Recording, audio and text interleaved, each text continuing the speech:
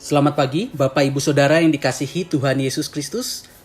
Selamat bergabung di dalam persekutuan doa pagi pada hari ini, Selasa 12 April 2022 bersama saya, Pendeta Nathaniel Valentino Saleki. Saudara terkasih, sebelum kita membaca dan merenungkan firman Tuhan, mari kita bersama-sama bernyanyi dari Kidung Jemaat nomor 457, Ya Tuhan Tiap Jam.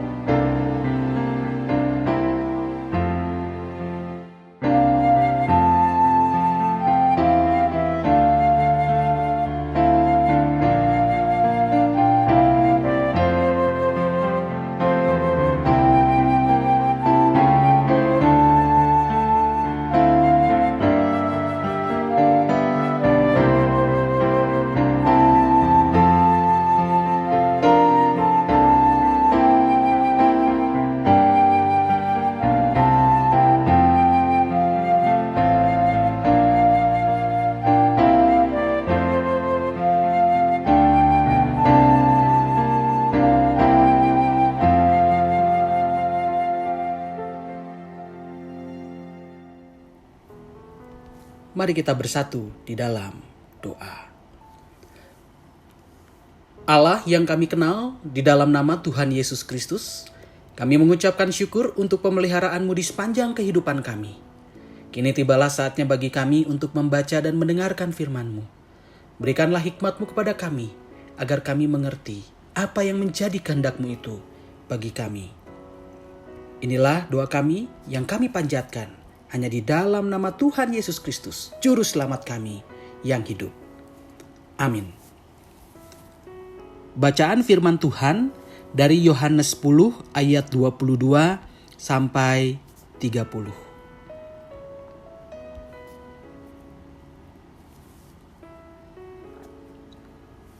Tidak lama kemudian, tibalah hari raya pentahbisan Bait Allah di Yerusalem, ketika itu musim dingin.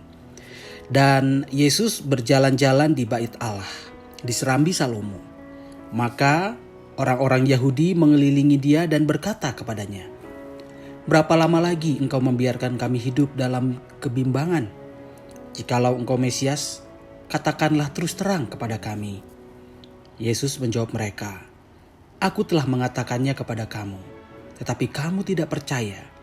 Pekerjaan-pekerjaan yang kulakukan dalam nama Bapa-Ku, itulah yang memberikan kesaksian tentang aku. Tetapi kamu tidak percaya, karena kamu tidak termasuk domba-dombaku. Domba-dombaku mendengarkan suaraku, dan aku mengenal mereka, dan mereka mengikut aku.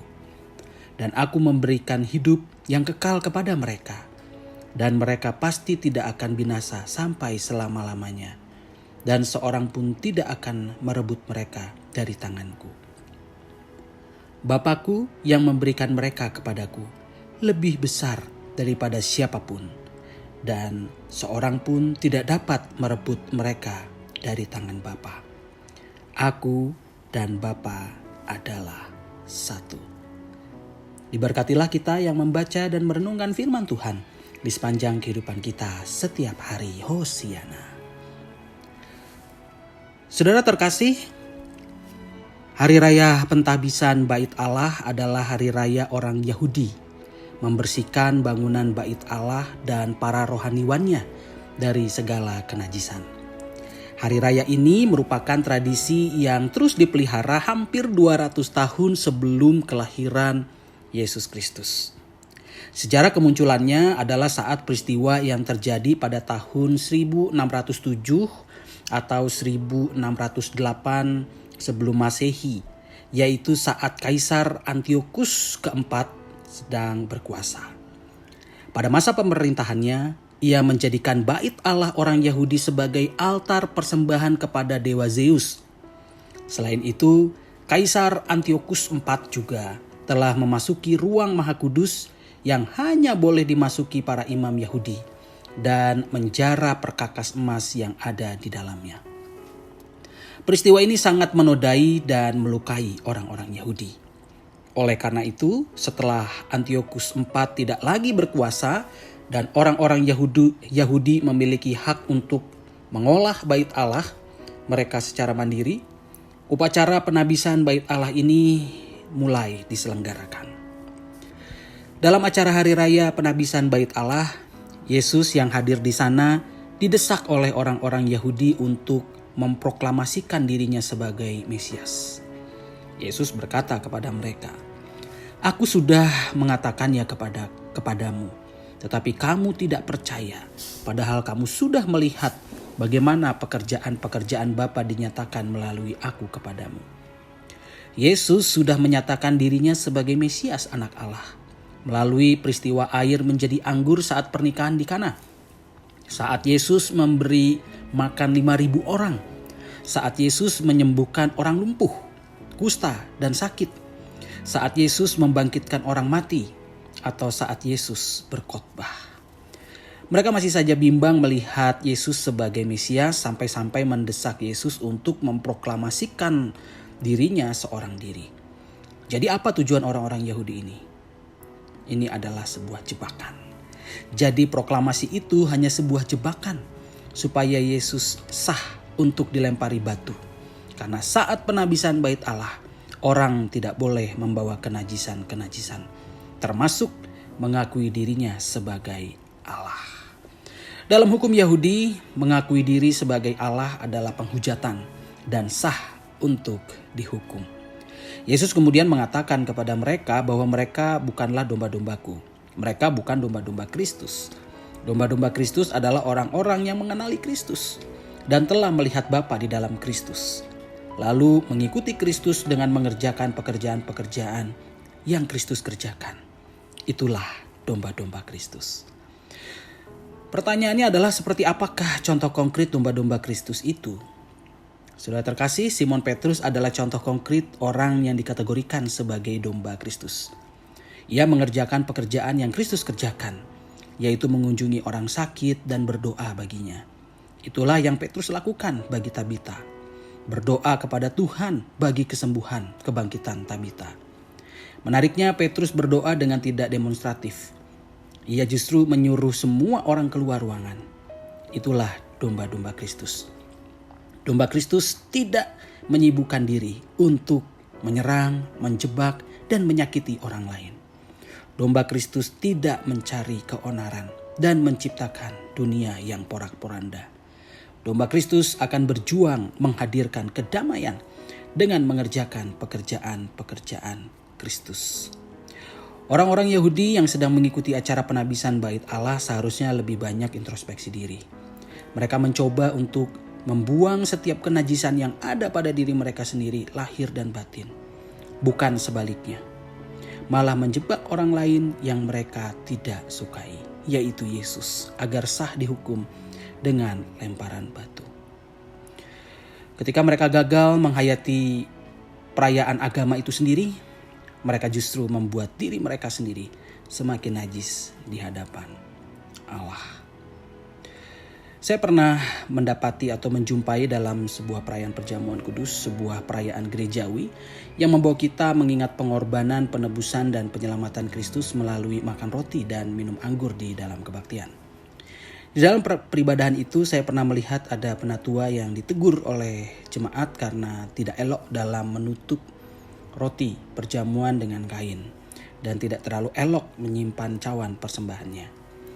Mengenai estetika, semuanya itu baik. Tetapi hal itu bukanlah satu-satunya yang utama.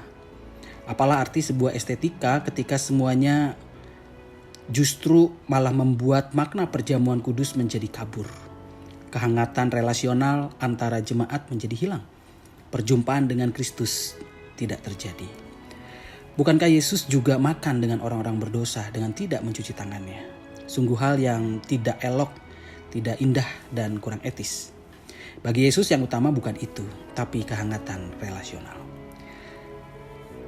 Saya tidak anti pada estetika dalam pelayanan.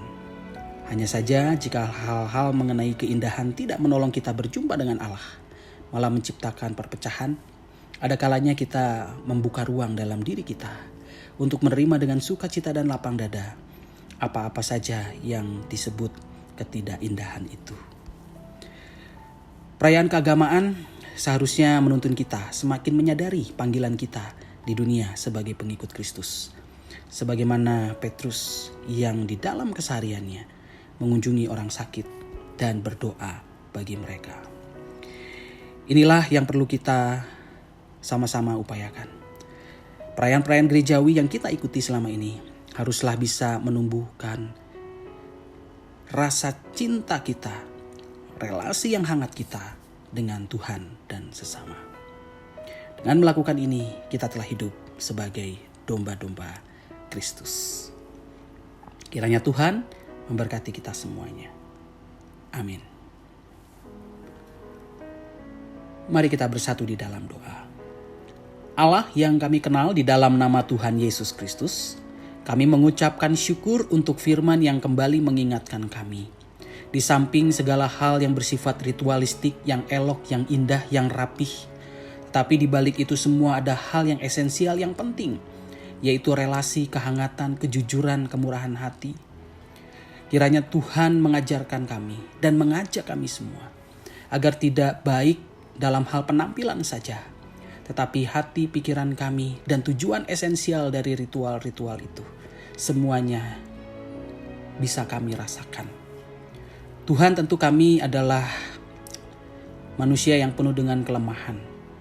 Ada kalanya kami lupa, ada kalanya kami gagal dalam menjalankan apa yang menjadi kehendak dari Tuhan itu. Tapi kami percaya bahwa ada Roh Kudus yang terus mengingatkan kami tanpa hentinya, supaya kami dapat melakukan yang benar di hadapan Tuhan. Tuhan, di dalam syafaat ini kami berdoa untuk gereja kami di GKI Taman Cibunut, Bandung. Berkatilah setiap penatua dan pendeta yang melayani sebagai majelis jemaat. Berikanlah hikmat kepada mereka agar mereka dapat mengambil keputusan yang sesuai dengan hikmat Tuhan. Mereka dapat bergumul bersama dengan Tuhan untuk menyelesaikan setiap persoalan-persoalan yang muncul di tengah kehidupan jemaat ini. Tuhan tolong agar kami benar-benar bisa menjadi domba sekaligus gembala bagi sesama kami yang benar-benar meneladani Kristus. Jangan biarkan kami berjalan seorang diri karena dituntun oleh hawa nafsu kami sendiri atau kepentingan pribadi kami sendiri. Tuhan Yesus Kristus, kami berdoa untuk jemaat kami, bagi kehidupan keluarga mereka, bagi kehidupan anak-anak mereka. Berkatilah kehidupan rumah tangga mereka Tuhan, agar hubungan keluarga mereka berjalan dengan baik, berada dalam kehangatan. Mereka saling menghormati, saling menerima satu dengan yang lain, mendukung di dalam doa, dalam penuh kesabaran menanggung segala persoalan yang ada, dan dengan kepala dingin menyelesaikan setiap konflik-konflik yang ada, sambil terus tetap mengandalkan Tuhan. Kiranya Tuhan tolong anak-anak kami supaya mereka tetap dapat menjaga pergaulan mereka di tengah keterbukaan bagi kami untuk bergaul dengan siapa saja, agar mereka memiliki hati dan pikiran yang kuat tertuju kepada Allah, sehingga apapun yang terjadi di sekitar mereka, mereka tidak terpengaruh. Tapi sebaliknya mereka justru menjadi garam dan terang, menjadi berkat, menjadi inspirasi, menjadi motivasi bagi sesama mereka.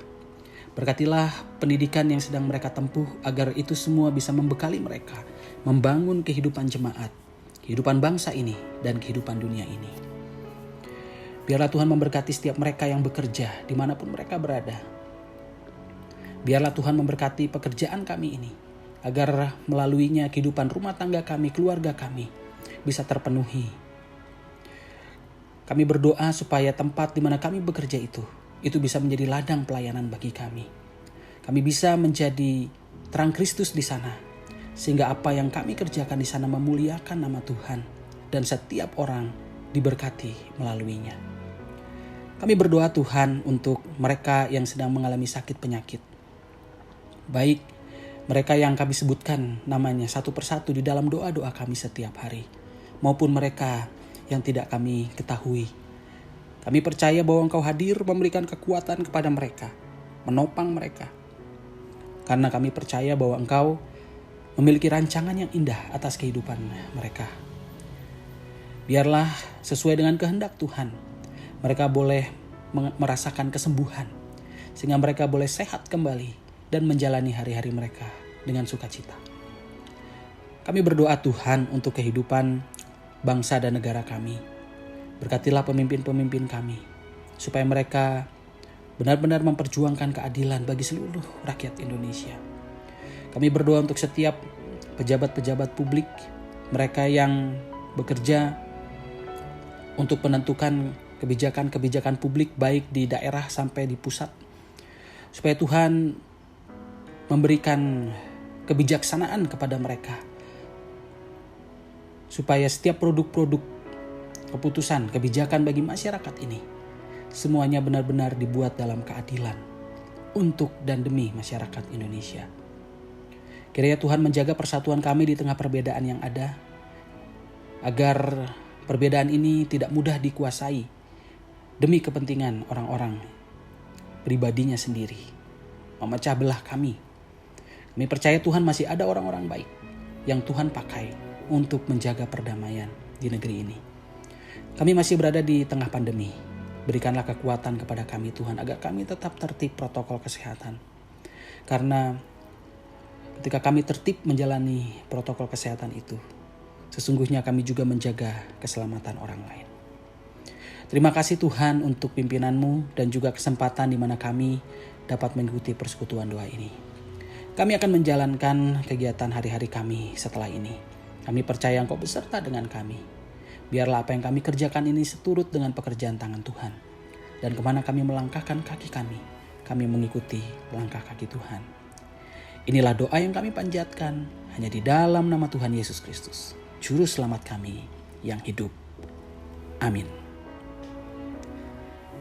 Bapak Ibu Saudara, persekutuan doa pagi pada hari ini telah selesai. Sampai jumpa di dalam persekutuan doa-doa di hari-hari yang akan datang. Tuhan Yesus memberkati.